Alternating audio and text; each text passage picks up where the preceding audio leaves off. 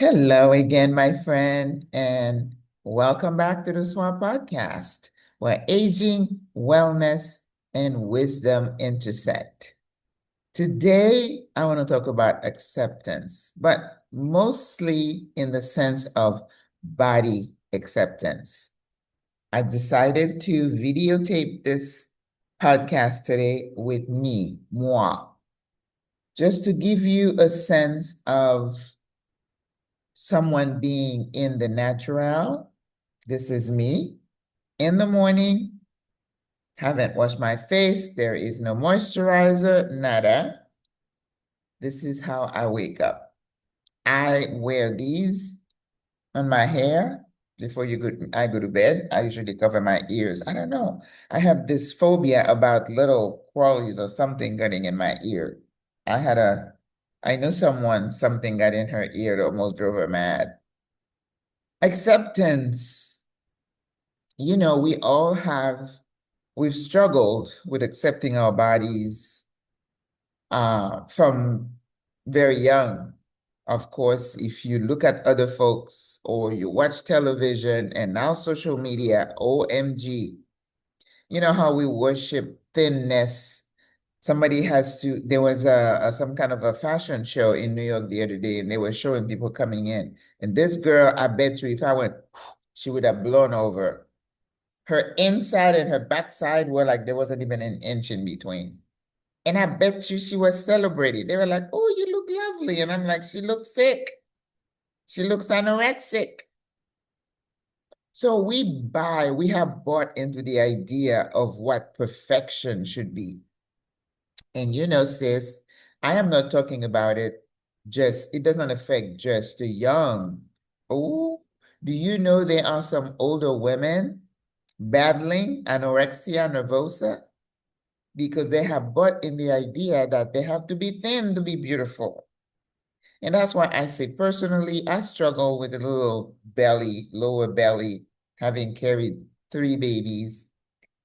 But every time, once in a while, a thought crosses my mind. Well, you could have a tummy tuck or whatever. And I'm thinking, but why would I do that? Who am I trying to impress? And a lot of time, it's not just the public, the general, you know, people out there that you're trying to impress, but sometimes it's a mate. It's a man who wants, even though his belly is hanging, he's fat, ugly, slow, but he expects you to be bodily perfect, to have the Coca-Cola shape. Who died and made him king over you? So now let's talk about us women in this stage of life, like tercera edad. You pass 60, but yet you're trying to look like you did when you were 26. That is pressure. And aren't we retired or even retired abroad, trying to kind of lighten the load? Why are we putting more on us? We don't have to do that, sis. With After menopause, I'm talking medical now, your metabolism slows down.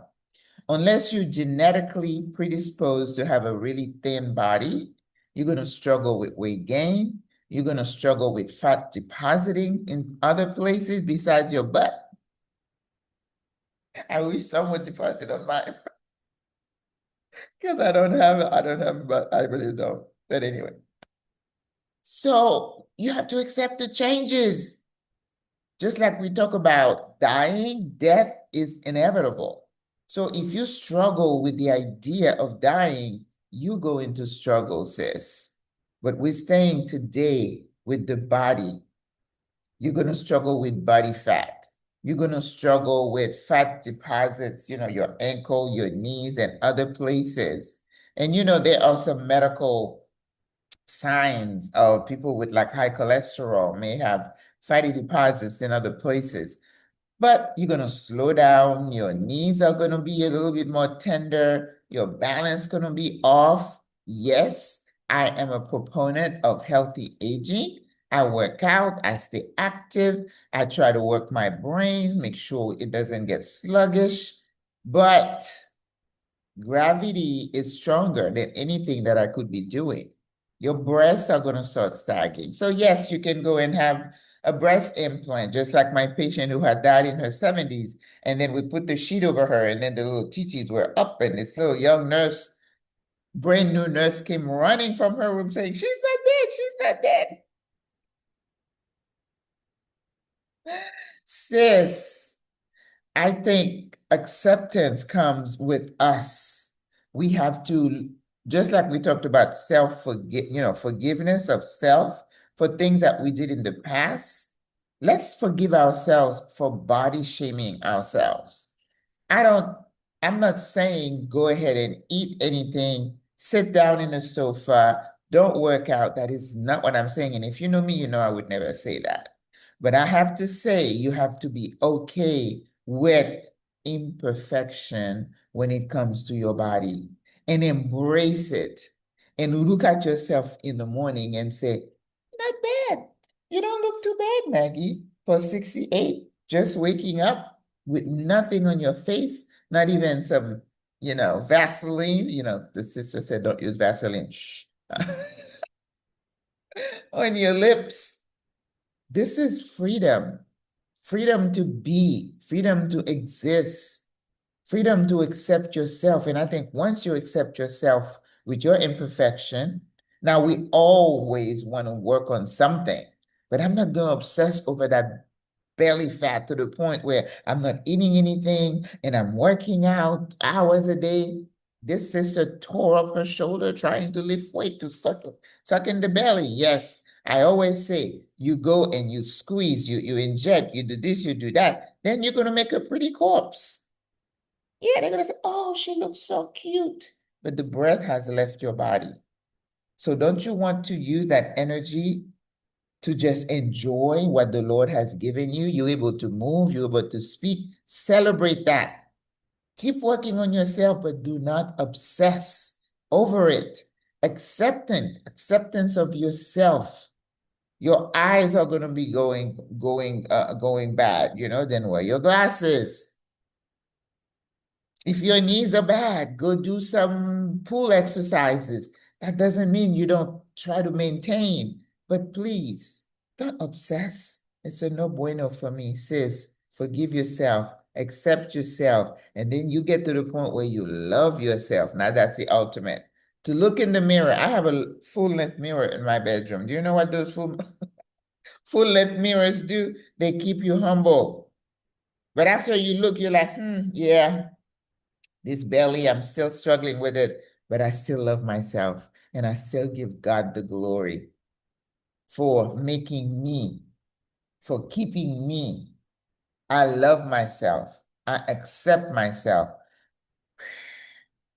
There is peace in that. There is peace in the valley, but this peace is internal and it will carry you very far. So this is the only time I'm going to show you me on this podcast. Otherwise, it's going to be just audio. So go out there, sis. Be the best you can be. Accept yourself. And I think once you accept yourself, you're going to be less critical of others. Yes? You're going to say, oh, I understand, sis. I know the struggle is real. Don't put your insecurities on other people. Don't do that. Don't do that. This world is so crazy. What I keep telling people is that we do not have time for these little shenanigans. Stop it. Stop. Okay? All right. You know I love you. So go out there, be a good human, be accepting, be loving, and thank God for everything you have because you are blessed and highly favored.